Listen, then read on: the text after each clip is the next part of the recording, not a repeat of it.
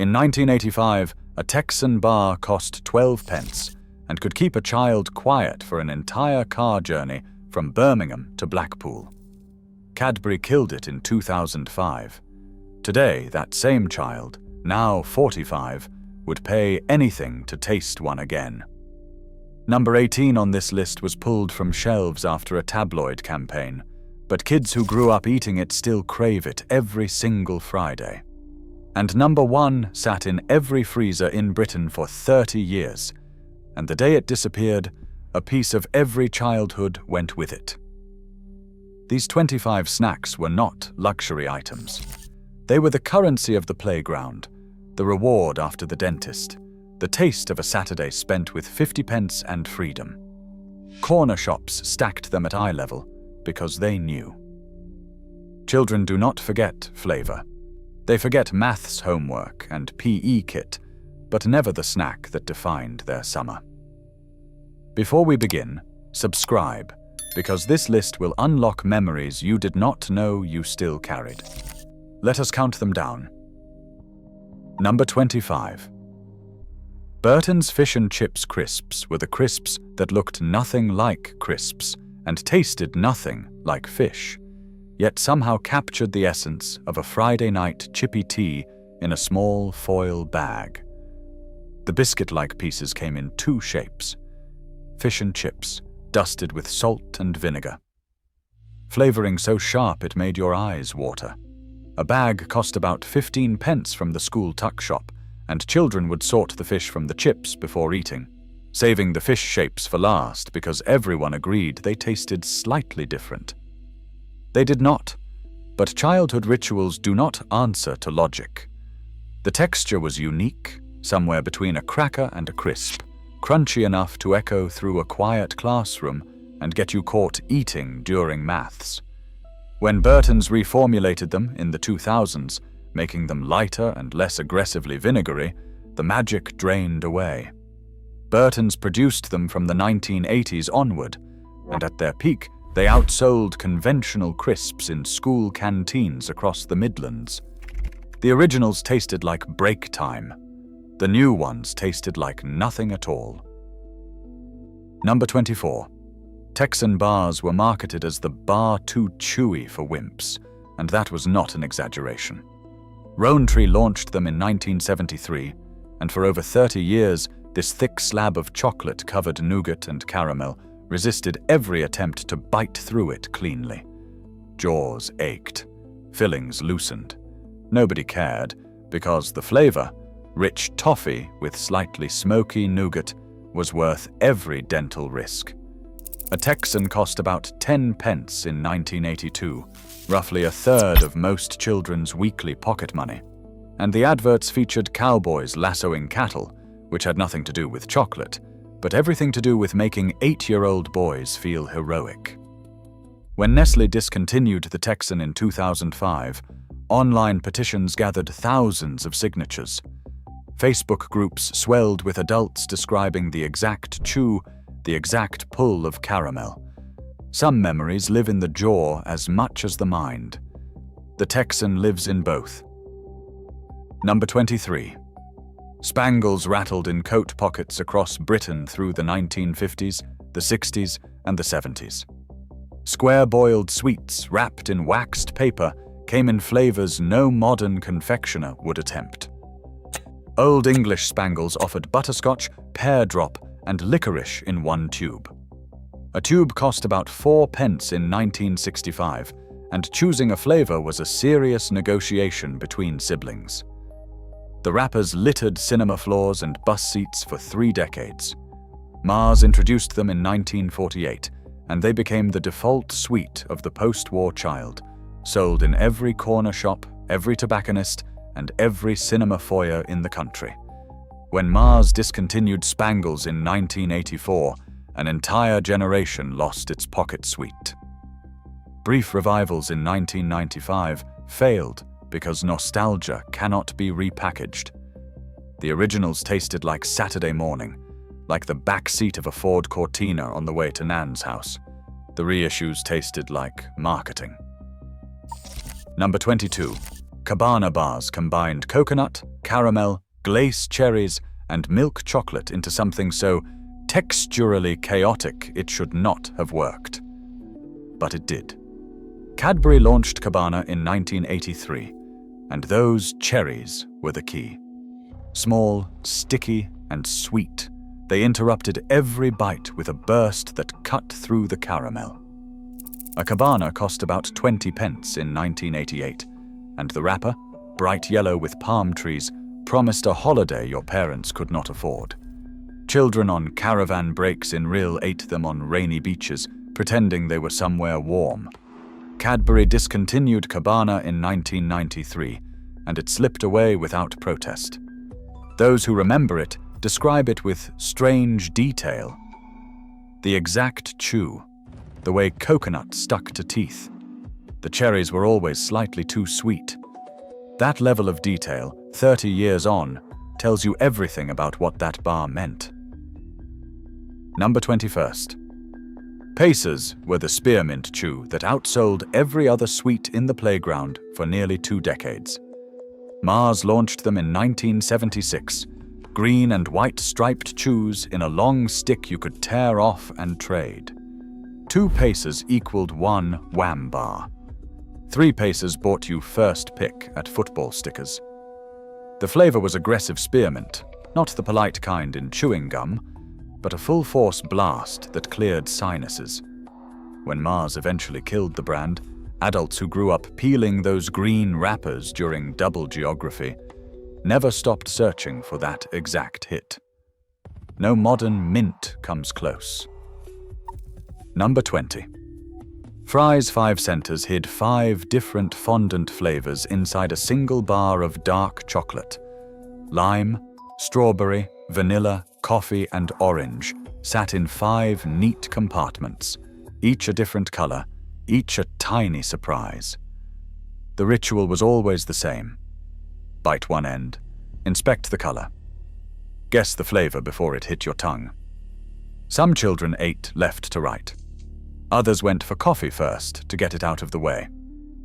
A 5 centers cost about 12 pence in 1975, and it competed directly with Cadbury's Fruit and Nut without ever achieving the same fame. The combination of bitter dark chocolate and sweet fondant was genuinely unusual. Nothing else on the shelf attempted it.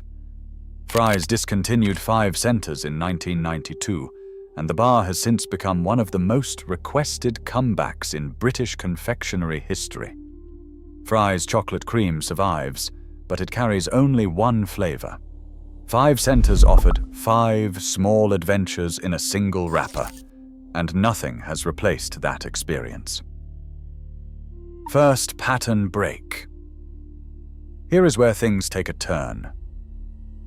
That blue bag of space dust was banned from more school playgrounds than any sweet in British history. It was launched in 1978. Space dust was popping candy, tiny crystals that fizzed and crackled on your tongue like electricity. The sensation was so startling that parents genuinely believed it was dangerous. Rumors spread through school gates faster than head lice. A boy in Sheffield swallowed 3 packets and his stomach exploded. None of it was true. The popping was caused by pressurized carbon dioxide trapped in sugar crystals, completely harmless. But fear is a powerful thing. Schools confiscated packets. Parents wrote letters, and children wanted it even more. A packet cost 5 pence, and the forbidden status made it the most thrilling purchase a 7-year-old could make. Space dust proved children will always want whatever adults try hardest to take away. Number 18.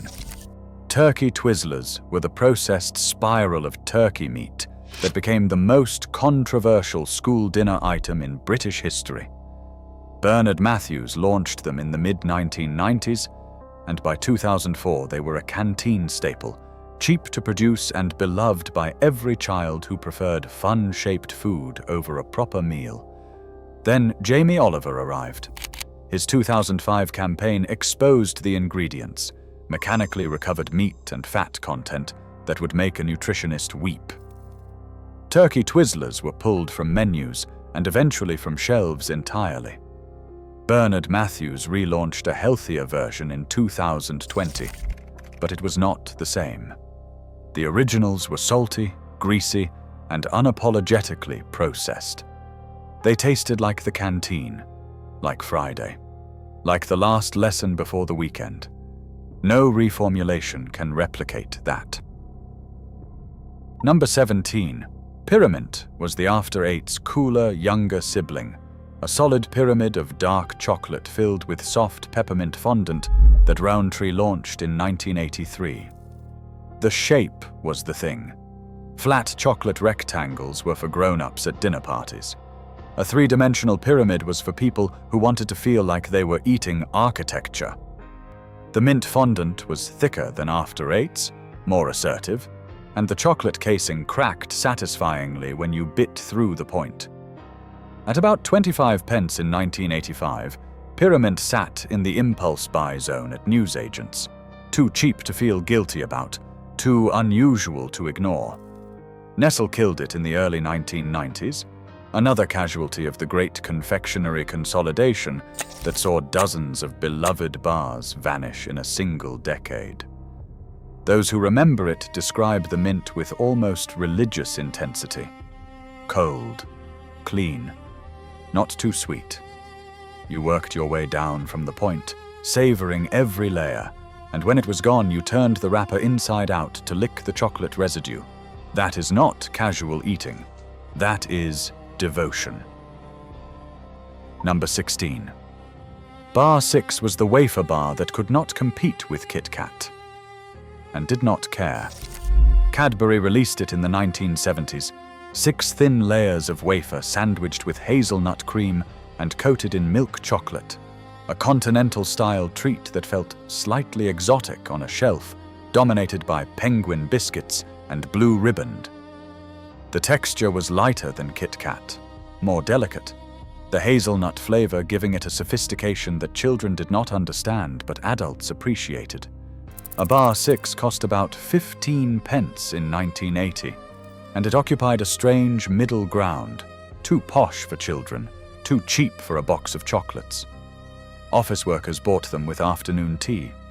Mothers hid them in handbags for secret treats on shopping trips. Cadbury discontinued Bar 6 in the 1990s, and its disappearance went largely unnoticed. But anyone who remembers the hazelnut cream, that thin line of sweet nuttiness between each wafer layer, knows that Kit Kat never offered anything close. 6 layers meant 6 snaps, 6 small pleasures, and nobody makes that anymore. Number 15. Trio biscuit bars turned the school lunchbox into a 3-act production. A biscuit base, a layer of toffee, and a chocolate coating, each element distinct enough to eat separately if you had the patience. Most children did not. A trio cost 12 pence in 1985, and the television jingle became a playground anthem. Trio, trio, I want a trio, and I want one now. That song embedded itself in the brains of an entire generation. When production stopped in the early 2000s, the jingle outlived the bar by decades. Adults who cannot remember their wedding anniversary can still sing every word. Number 14. Amazin' Raisin Bar took raisins in chocolate and somehow made it the most underrated bar of the 1970s. Rowntree packed plump raisins into milk chocolate with a honeycomb crunch. The raisins were softer than fruit and nut, almost jammy, and the honeycomb shattered rather than stuck. Rowntree discontinued it in the 1980s, and the bar vanished so completely that many people deny it ever existed. But it did, and the raisins were amazing. Second pattern break. Now here is something the supermarkets do not want you to think about. Every bar on this list was killed not because people stopped buying them, but because shelf space is money. In 1975, a typical corner shop carried over 200 different chocolate bars and sweets. By 2000, the average supermarket confectionery aisle stocked fewer than 80, dominated by 5 manufacturers who paid for premium placement. Smaller bars could not compete for space. Kit Kat Chunky replaced 5 independent bars overnight. Maltesers Buttons occupied the space where 3 smaller brands once sat. A supermarket earns more from one facing of a top-selling brand than from 3 facings of mid-tier bars combined. So they vanished. Not because children stopped wanting them, but because accountants decided they were not worth the shelf. Vice Versas flipped the script on chocolate buttons. They coated white chocolate in a milk chocolate shell and milk chocolate in a white chocolate shell. Nestle launched them in 1991, and the gimmick was irresistible. Children spent entire break times debating which combination tasted better, holding each sweet up to the light to guess its filling before biting through. A bag cost about 30 pence, and the dual-tone aesthetic, brown and white pieces tumbled together, made sharing them feel generous. The flavor contrast was genuinely interesting, not just a visual trick, and Vice Versas developed a loyal following that surprised even Nestlé's marketing department. Nestlé discontinued them in 2003. Former employees have since suggested the manufacturing process, 2 separate coating lines running simultaneously, was too expensive. Profit margins killed Vice Versas, not taste. The sweets were ahead of their time, a playful inversion that modern craft chocolate brands now charge £4 a bar to attempt. Number 11. Taz bars carried the Looney Tunes branding that made every child of the 1990s reach for them instinctively. A caramel bar covered in milk chocolate, shaped vaguely like the Tasmanian devil, about 15 pence in 1995, small enough to eat in 3 bites, sweet enough to ruin any appetite for dinner. The caramel was softer than a Curly Wurly, closer to a Milky Way filling but denser, and the chocolate was standard Cadbury milk, which in the 1990s still tasted like actual chocolate rather than the reformulated version we endure today. When the licensing deal expired and Looney Tunes branding was pulled from Cadbury products, the Taz bar vanished entirely. No rebrand, no replacement, just a gap on the shelf that nothing ever filled. Children who grew up on them remember the wrapper more than the taste, that spinning cartoon devil promising chaos in every bite. Number 10.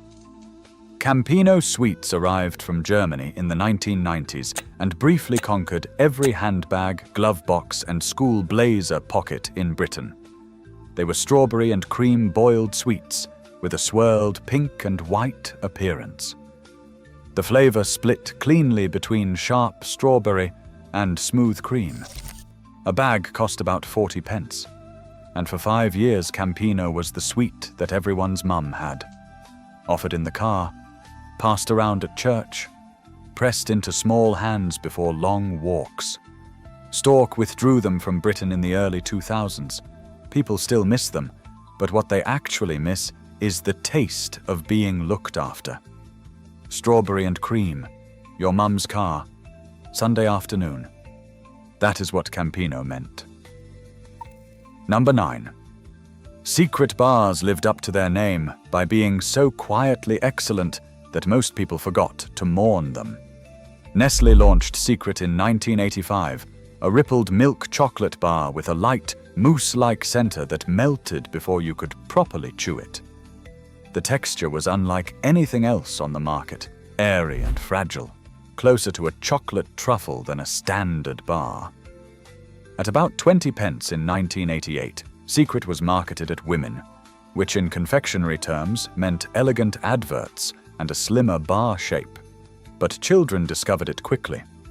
You could scrape the mousse from the chocolate shell with your teeth, leaving a hollow tube, or bite straight through for the full combined hit.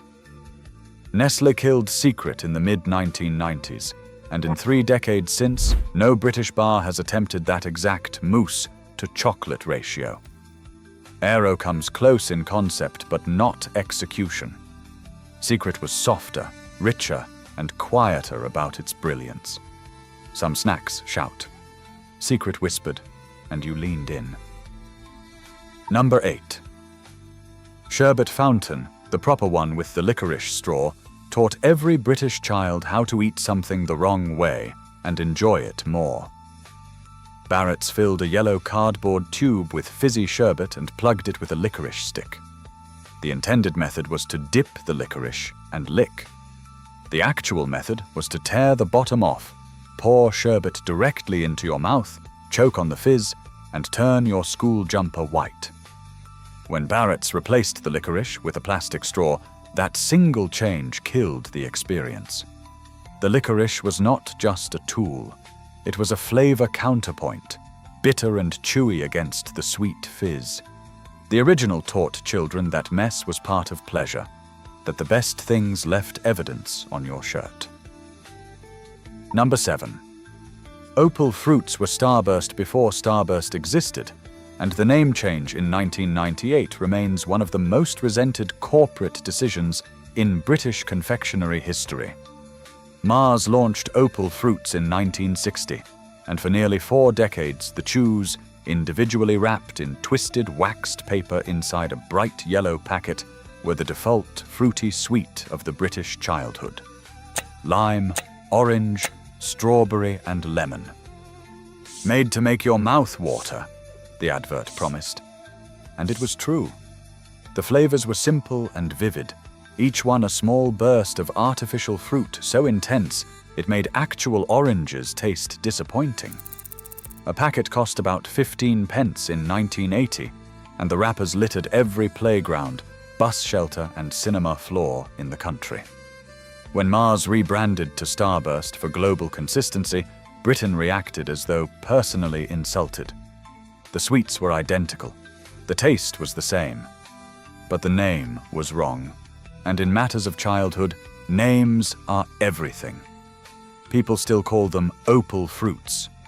28 years on, the old name survives like a quiet act of rebellion. Number 6. Wham bars stretched the definition of confectionery to its breaking point. This fizzy, chewy, sour bar was so aggressively flavored it could strip the roof of your mouth raw in under a minute, impossibly pink, studded with sour crystals that crackled as you chewed. About 5 pence in 1985, the most destructive thing you could buy with loose change. Children ate them competitively. Tongues turned pink, lips cracked. The modern Wham bar still exists, but the recipe has been softened. The original was an assault. The current version is a suggestion. A snack that hurts you a little bit, teaches you something about joy. Third pattern break. Consider this. The average British child in 1985 received about 50 pence a week in pocket money. That 50 pence could buy 5 different snacks from 5 different manufacturers, each a distinct flavor and experience. Today, the same relative spending power buys 2 items from the same 3 companies. The variety has collapsed. Your childhood tasted different, not because your taste buds were sharper, though they were, but because the market offered genuine choice. 200 options became 80. 80 became 50. The snacks on this list did not fail. The system that supported them did. Findus crispy pancakes were the after-school snack that bridged the gap between proper cooking and giving up entirely. They were frozen semicircles of bread-crumbed batter filled with minced beef, cheese and ham, or chicken and sweet corn. Freezer to plate in 12 minutes flat. Findus launched them in the 1970s, and by the late 1980s they occupied every school night kitchen in Britain. The outside shattered when you bit through, releasing a filling so hot it blistered the roof of your mouth. Children learned to wait. Most did not. A box of 4 cost about 60 pence in 1985, and the unofficial rule was 2 pancakes each, no exceptions, served with beans and chips on a plate that was never pretty, and always perfect. The cheese and ham version was the undisputed favorite, the filling stretching in strings as you pulled each half apart, burning your fingers and not caring. Modern versions exist, but they carry none of the weight of a meal that meant Mum was tired, but still fed you something warm. Number 3. Angel Delight was the dessert that proved British children would eat anything if it was pink and came from a packet. Birds launched it in 1967, a powder you whisked with cold milk until it set into a fluffy mousse. Strawberry was the undisputed champion.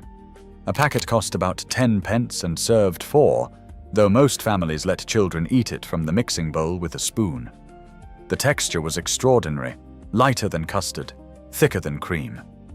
It tasted of nothing found in nature, and everything found in childhood.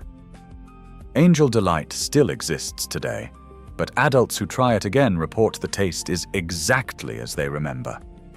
Nothing else from 1980 tastes the same. Angel Delight does. It exists outside of time, pink and eternal and faintly artificial, waiting for you to come back. Number 2. Arctic Roll was the frozen dessert that turned every birthday party into an event and every family freezer into a treasure chest. Bird's Eye launched Arctic Roll in 1958, a cylinder of vanilla ice cream wrapped in a thin layer of sponge cake with a ribbon of raspberry jam running through the center. Sliced into rounds at the table, each piece looked like a bullseye, the red jam dot surrounded by white ice cream and golden sponge. A roll cost about 40 pence in 1975 and served 6, the most affordable centerpiece any mother could produce. No baking, no decorating, just unwrap, slice, and serve. The genius was the sponge, which stayed soft even when frozen. A technical achievement Bird's Eye never fully explained, and competitors never replicated. Children waited for the moment the knife came out, watching their slice slide onto the plate, already melting at the edges. The taste was modest. Vanilla, plain sponge, a streak of jam. But modest was the point. Arctic Roll did not try to impress. It tried to be there, reliably, at every celebration, every Sunday pudding, every moment that called for something cold and sweet and shared. When Bird's Eye discontinued it, the freezer aisle lost its heart. The original belonged to a time when dessert was simple, communal, and always cut into equal slices. And finally, number 1. The cream horn from the local bakery, boxed in a paper bag that went transparent with grease before you reached the car, was the snack that tasted most completely of childhood because it could not exist anywhere else. Not in a factory, not on a supermarket shelf. A proper cream horn was a cone of flaky pastry, baked that morning, filled to overflowing with fresh whipped cream, and dusted with icing sugar that drifted onto your coat.